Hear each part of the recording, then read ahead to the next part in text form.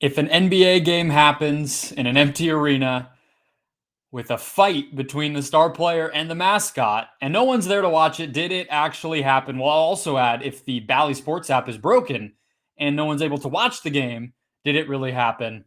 I think the answer is yes. I think the Suns will take it. 99-95 will break the whole thing down coming up right now on Locked On Suns.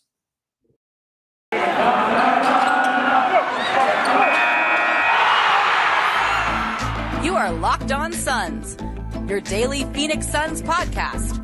Part of the Locked On Podcast Network, your team every day.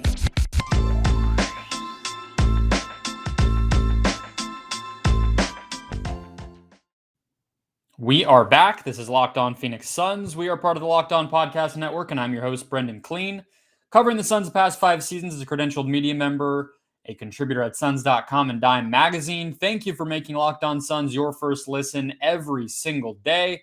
Thanks for finding us on YouTube, where we are now up over 700. Well, we're already blowing past 750. We're on our way to 800 already, and we are continuing a giveaway for this We Are the Valley Suns playoff towel. So make sure that you are commenting below, that you are DMing me or replying on Twitter, that you can email me if you want, whatever it might be to help grow the show, but also get rewarded. I'm going to do a giveaway, randomly select a subscriber who is one of the ones who responds, and I will give this towel straight to you.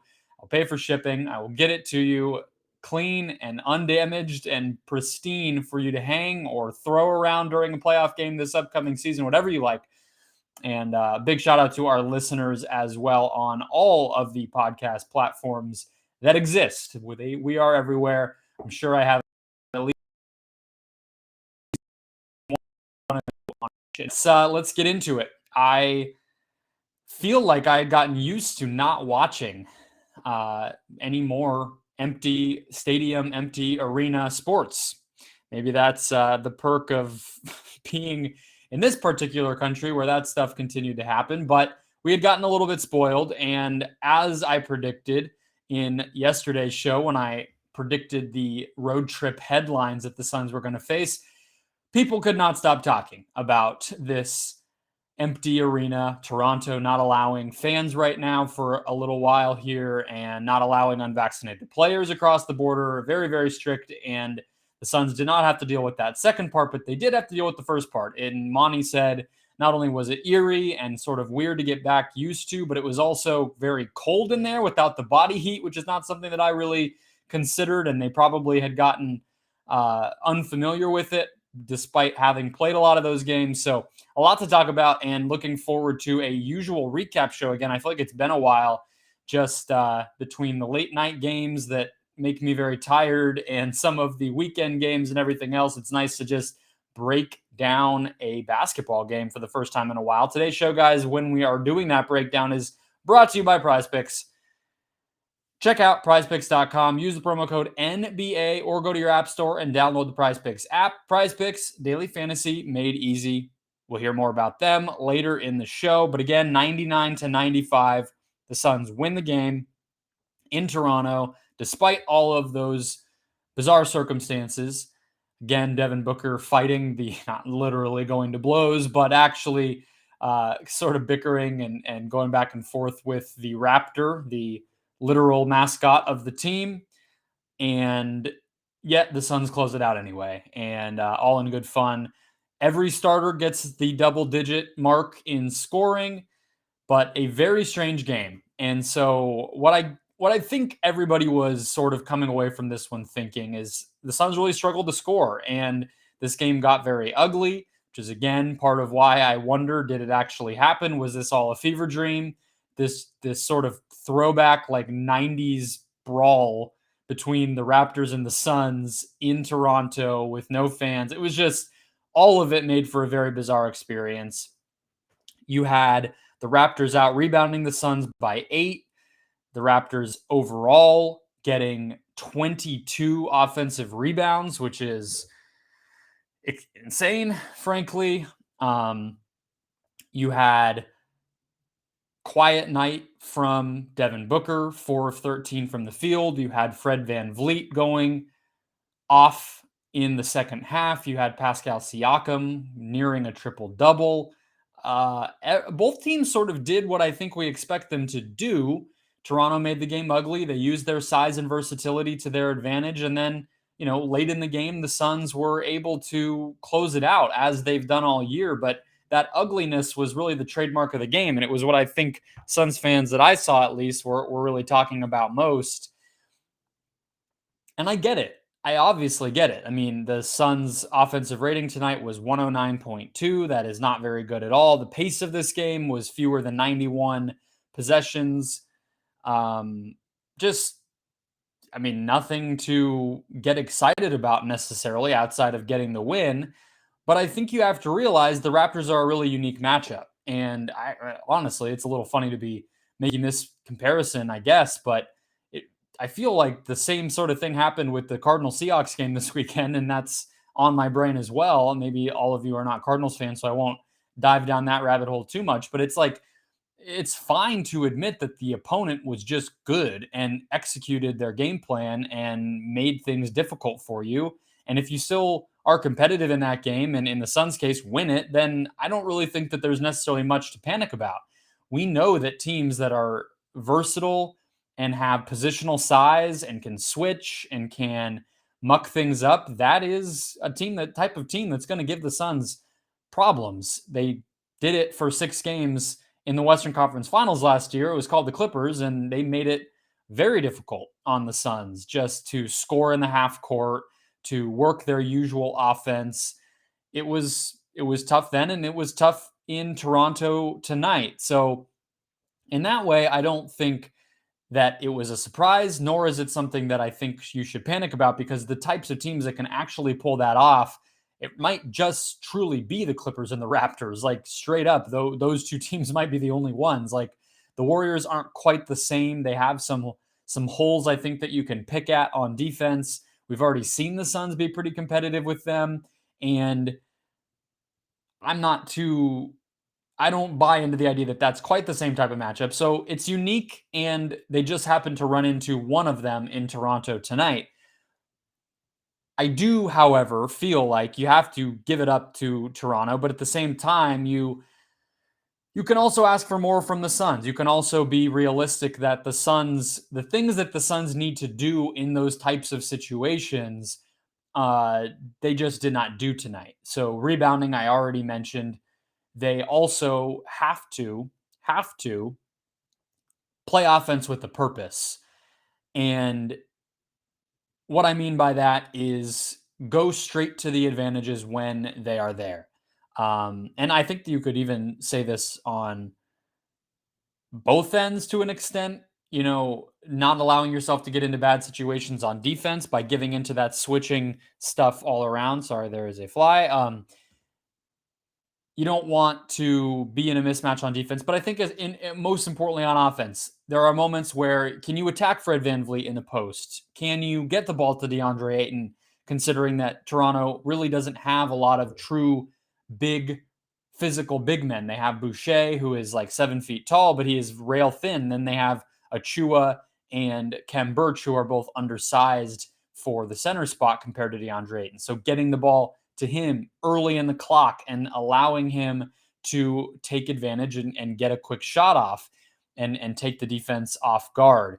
Can you run sets where you're forcing Toronto out of its comfort zone in terms of switching everything and having it work by having a pick and roll where somebody slips the screen and you're able to get DeAndre Ayton the ball on the short roll? Can you get easy transition buckets? Can you set those high, near half court screens to get the defense uncomfortable and in rotation a little bit sooner?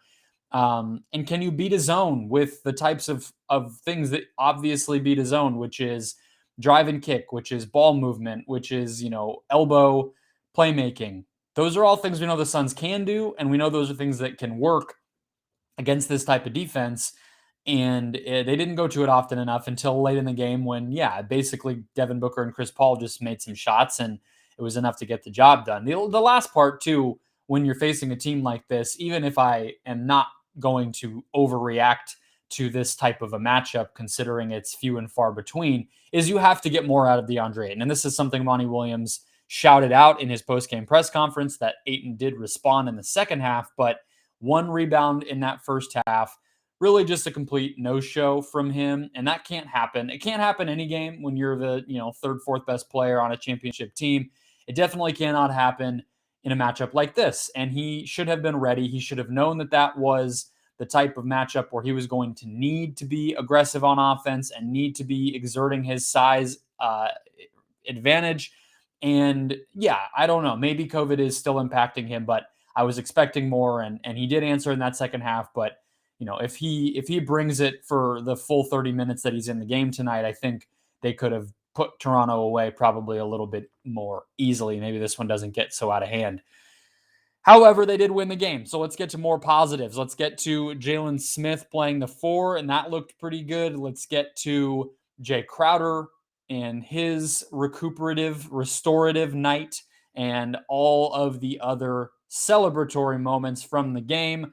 First, though, look, you might be celebrating a win. You also might be celebrating some big wins, because if you've been taking advantage of PrizePicks like we've been telling you to, you have been cashing in. I'm almost sure, because Daily Fantasy, PrizePicks is Daily Fantasy made easy. It's Daily Fantasy also made fun. And if you're not winning, if you're not finding a way to take advantage of your sports knowledge and your sports expertise here, then you're doing something wrong, because they simplify the whole thing. They let you not only take advantage for NBA lovers, but for mixed spot pick'ems.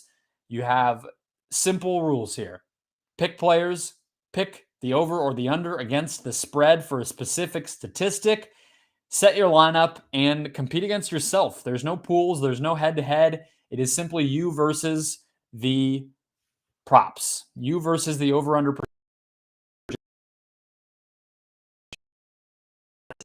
fires across all sports if you beat those projections. All of our Locked On listeners who make and use the promo code NBA to receive a 100% instant match on a deposit up to $100. Again, promo code NBA to double your deposit up to $100. PrizePicks allows those mixed sport entries. They allow NBA lovers and sports lovers overall to have a blast and take advantage of that daily fantasy made easy on their award-winning app or website. Go to prizepicks.com today. Use the promo code NBA to get that doubled deposit up to $100. PrizePicks, daily fantasy made easy. Coming back here, more positives to get to as we recap this 99-95 win. See, I'm already forgetting just how low scoring this game was. Win by the Phoenix Suns in Toronto. First of all, not to, go to the fraternizing with the enemy portion of the show, but holy crap, does this Toronto team just churn out role players, if not better, like role players with upside. You already obviously have Pascal Siakam and OG Anunoby and Fred VanVleet, who are late first round, or in VanVleet's case, undrafted players who they've turned into all-star caliber guys. You have G Leaguers like Chris Boucher and Svi Mikhailuk, who are playing legitimate minutes. They're so deep and so good that the Raptors have Malachi Flynn, who is also a first-round pick, and Delano Banton, who was a fringe sort of role player type who was every Raptors fan's sweetheart earlier in this season, who they're getting DNPs because they don't even need them right now. And then you turn on a game like this, and suddenly Precious Achiuwa, who you probably forgot was even there. Now, he's obviously a lottery pick. He doesn't count in terms of the, scrap heap types, but he is making a really, really big impact after coming over in the Kyle Lowry trade. And then Justin Champagny, I already forgot how to say his name, and it's not disrespectful. I'm not trying to intentionally butcher it. I truly forgot. I didn't even know who this guy was, and all of a sudden he is out here with 5 offensive rebounds. He's bouncy. I feel like I saw Raptors fans talking about his shooting. He didn't even make an impact in that way. He just made an impact with his energy and his defense, and just crazy, crazy impressive stuff from their coaching staff and their organization in general. But the Suns did best them in spite of all of that. Just the more talented team, frankly. And I think the Suns deserve some credit for just getting the job done, making it work tonight, because no Cameron Johnson with his ankle sprain. It doesn't sound like he'll be out too long. Monty did express some frustration with himself for keeping Cam in late in that blowout loss to the Heat and jeopardizing health like that. But still doesn't sound like it'll be anything too extreme. But he was out, and obviously Abdul Nader remains out in addition to Frank Kaminsky. So the Suns really did not have that forward or wing depth tonight, and so they had to go super big. We saw Bismack Biyombo get some minutes at the 4. Jay Crowder, who typically does not play more than 25 to 27 minutes, was all the way up at 35 tonight in his second game back from COVID. And then, of course, you had Jalen Smith, who, again, for the second game in a row, played the 4 primarily. I think only that he didn't play any other minutes as far as I can remember. And it's tough. It's still a work in progress. I think you have to be realistic there. But I think we can also say tonight was a big step forward from the Saturday night game against Miami. And, I think there's something to be said for that before we even get into any of the specifics, that he does seem to learn pretty quickly. Like, he seems to absorb lessons and make the most of it. Like, I think even within summer league, like, having so many opportunities to score the ball, I think you saw his decision making improve there, even if he was still pretty inefficient. And I think the same has been true in this regular season. Like, the communication, the biting on pump fakes, some of these things where defensively he's still somewhat of a liability, it seems like the mistakes get cleaned up. And so, not a surprise, I don't think, that he was able to improve over Saturday and not look like such a disaster, which is really what it was on Saturday. But also, I think this matchup was a little bit more manageable for him. For some players and maybe for some younger players, I don't know if that's always true, but I think it was true in this case, that the simplifying of the responsibilities of just having to basically stand in front of your guy and guard him can be a little bit easier rather than having to defend a pick and roll here, and then I'm helping back out to a shooter in the corner here, and then the ball moves, and now I'm switched on to this guy, and then, maybe I'm trying to help at the rim or what that can be difficult. It's why the best offenses tend to involve ball and player movement, is because that's the most difficult thing to guard. But for the Raptors, who, they're trying to really just muck things up, they're trying to isolate, they're trying to get pull up threes, whatever it might be. They're not necessarily running super complicated offense. They don't always have the talent on the floor to really be too sophisticated and, one step ahead with everything that they're doing. That seemed to benefit Smith. He was able to switch out onto Fred VanVleet a couple of times and look pretty good. He had a nice block on a ISO at the sort of wing area against OG Anunoby that ended up in Anunoby fouling in a loose ball situation. After, sort of in frustration, basically after that block. And you also saw some rebounding that's always going to be there for him. He made 1 3. I just think overall it was a much better performance from Jalen Smith, and hopefully he can adjust and adapt. Monty did say that he has sort of been pretty vocal and honest about the fact that he prefers the center spot right now, and that's where he's most comfortable. But, if they can buy 15 or so minutes a night where Smith can just survive at the 4 and continue to get better there, I think that would go a long way to feeling better about their depth in the next couple of weeks as we head toward the trade deadline. Last but not least, on the positives, I think that the clutch stuff, we hadn't talked about it in a while.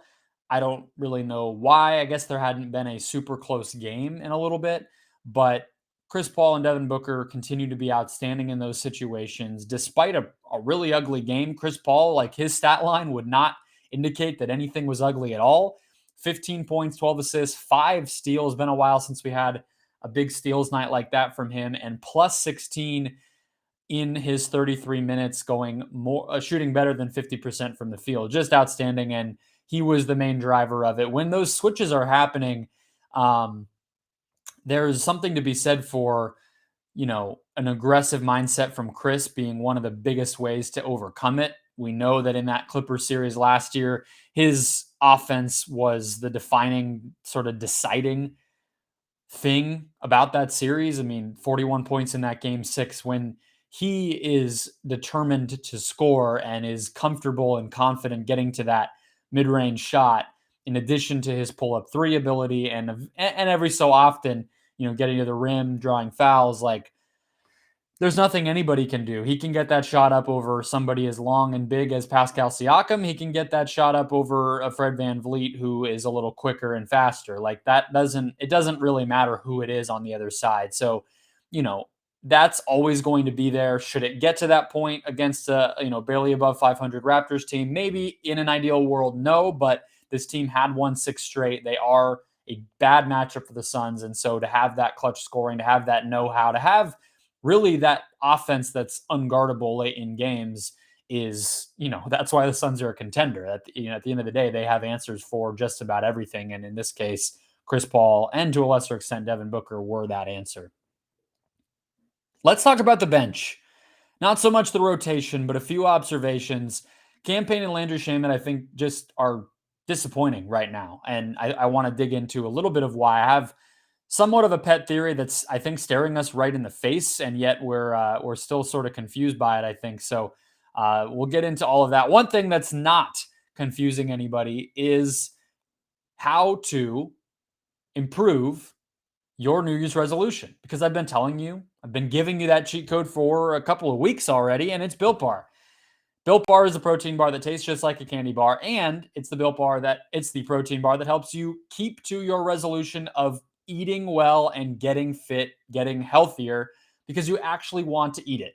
That's the difference here. Built Bar is covered in 100% chocolate. It is soft and easy to chew, and it's packed with the good stuff, packed with protein, 15 to 20 grams in every single bar, and light on the bad stuff, 130 or so calories. There's really no more than 150 in any single bar, no more than 5 grams of sugar. You are getting exactly what you need. It's in a delicious package. It's in a delicious flavor. There's something for everybody there. Cherry versus double chocolate. Something out there for everybody. So what more do you need? This is the cheat code to help you get through the new year, help you stick to the goals that you've set for yourself. And it's not going to be hard. It's going to be enjoyable. So go to built.com, use the promo code LOCKED15 to get 15% off your next order. Start the new year off right with a delicious pack of Built Bars to help you get where you want to go. Promo code LOCKED15 for 15% off at built.com. BetOnline is also there for you in the new year. Wishing you a happy new betting year as we make our way into 2022, the college football national championship game out of the way, the NFL playoffs coming up here, and maybe you're into props. Maybe you want to poke around, see if there's anything as far as trades in the NBA, as far as draft picks in the NBA. There's always tons of fun stuff. BetOnline, your number one spot for all the best sports wagering action in the new year. They also have, to celebrate, a new updated desktop site and mobile app. Head there. Again, that's at betonline.ag or the BetOnline app. Make an account today, and when you do, use the promo code LOCKEDON when you make your first deposit to get a 50% welcome bonus. That's promo code LOCKEDON when you make your first deposit to get a 50% welcome bonus straight to your account. From the football playoffs to the basketball regular season, even to your favorite Vegas casino games, BetOnline has tons of amazing offers available all year long. BetOnline is the fastest and easiest way to bet on all of your favorite sports. BetOnline, where the game starts. Closing out the show here, don't mean to end on a sour note, but the bench tonight, I talked about Jalen Smith. It just frankly wasn't where you need it to be. Yes, he scored 7 points, but he's not an offensive engine by any means. And the rest of the guys had a combined 14 points, and that just cannot be what you get. And I get it. Like, look, I'm not going to be naive here or ignore the fact, the elephant in the room, that Cam Johnson did not play. I obviously get that, but especially lasering in here on Payne and Landry Shamet, who were a combined 3 of 7 from the field, 5 assists, 3 turnovers, just nothing special.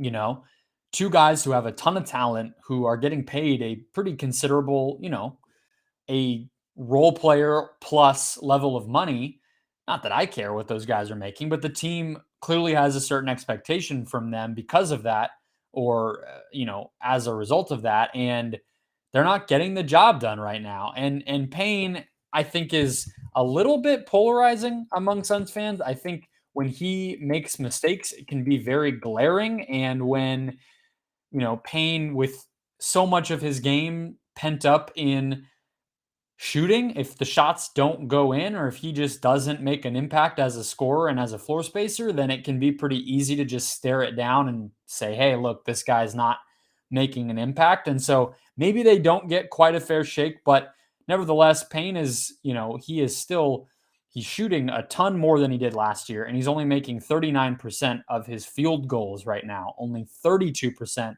of his threes. So clearly a down season. And Shamet, just the playmaking and some of the other offensive, the versatile stuff that I thought we might see from him when I was, the one driving the train, frankly, the driving the bandwagon, and comparing him to Seth Curry and this and that in the preseason and in the early part of the season. That guy just has not shown up. It's not to say that he can't, but really Shamet's just been a shooter. I mean, that's it. The team defense might have impressed us a bit, but in this game, it's the type of thing where, yes, you can obviously say the size that Toronto presents is going to be a difficult thing to overcome if you are, a 6 foot, 6'1", 6'2" guard in Cameron Payne, or a slim 2 guard 6'3" guy in Shamet. Those are not the types that you're going to see beating, whoever. Pick any of the guys on the Raptors tonight. Those are all difficult physical athletes. However, it's part of a larger trend. And so it was making me, as you can obviously tell, think a lot about those two tonight, watching them fail to make an impact and seeing just how the bench didn't really provide much, and how Toronto's bench was able to really win those moments in large part. It was making me feel like, again, and it's something Monty has said, so this is not a shocker to anybody who's been paying attention, but the Dario Saric absence right now, and to a lesser degree the Frank Kaminsky absence, I think they're really making an impact. And I think this is probably more so true of Payne in terms of individual production, but Shamet to a lesser extent, and I'll get to that. With Payne, his chemistry with JaVale McGee is pretty solid. I would say that Chris Paul's chemistry with JaVale McGee is better, which is not a surprise. Chris Paul is an incredible pick and roll player and a brilliant passer and a brilliant lob thrower. Payne is not quite that, but they've had some good moments together in terms of energy, especially in transition. But I think when you get to the half court, and again, Monty has been harping on this all year, the chemistry that Payne had with Saric in that second unit last season not only was something that made both of them better, but it's pretty obvious why it worked so well. You had Payne, who was able to play that pick and pop game, play that dribble handoff, that elbow, whatever it was, where Saric could have the ball in his hands a good deal and bend the defense that way and space the floor and use his gravity in those ways and give Payne the space to work, not only to get Payne the ball in motion, off getting downhill off of a dribble handoff, or, a really solid screen with a bigger body that Saric has, and then, pulling a defender out of the interior and out to the perimeter. That stuff, I think, really, really helped. You saw Payne shoot 52%, a career high last season from 2-point range. This year, I believe, let me see, it is at 42%, which would be close to a career low. And you're thinking, remember, this is the career low, including all the seasons when everybody labeled him a bust. So this is like dramatically poor, all things considered. Even as a player in Chicago and Cleveland back in 2018-19, he was making 51% of his twos. Like, just keep that in mind. So I think that made a really big impact. And then trickling down from that, you obviously have Shamet, who I think is still, failing to make good on the promise that he showed back at in college at Wichita State in terms of being a passer and a playmaker, but you could imagine a world where if Payne has that drive and kick offense going, and there is more of that pick and pop stuff with Saric, and there is space inside that, Payne could get that offense rolling a little better, and some of the drive and kick, open three, or, kick it around the horn and get it to a shooter type of stuff, the simple types of offense that we're used to seeing with the Suns could really be there to a larger degree, because Payne just does not have that middle ground game, and pick and roll players have to have that. Steve Nash had that. Obviously, James Harden doesn't really have that. He actually became less of a pick and roll player as time went on. Luka Doncic has that mid-range game. Every great pick and roll ball handler has that mid-range offense, and Payne doesn't have it. So ideally, he's a pick and pop player, so he can just get all the way to the basket driving in space. So while Chris Paul is benefiting from the roll men, Ayton and McGee, Payne not so much. I think he needs that pick and pop guy, and the rest of the bench offense is struggling as a result. So I don't know if there's an easy answer other than time and him continuing to get used to it, but that just really stuck out to me in this game. I think he could have been somebody to attack some of those switches if he really was comfortable, and it just didn't seem that he was, and he didn't end up making too big of an impact on the game at all. So there's your bench mob vibe check. Take up a whole segment this time. No other end of show fun segments. Apologies to everybody. We'll be back tomorrow, guys, with Damon Allred of Bright Side of the Sun. Haven't had Damon on in a while. We'll catch up on his thoughts on the Suns' streak so far, or the Suns' play so far, Cam Johnson's hot streak, and more. So tune in tomorrow. Thank you for making Locked On Suns your first listen every single day, and I will talk to you on Thursday.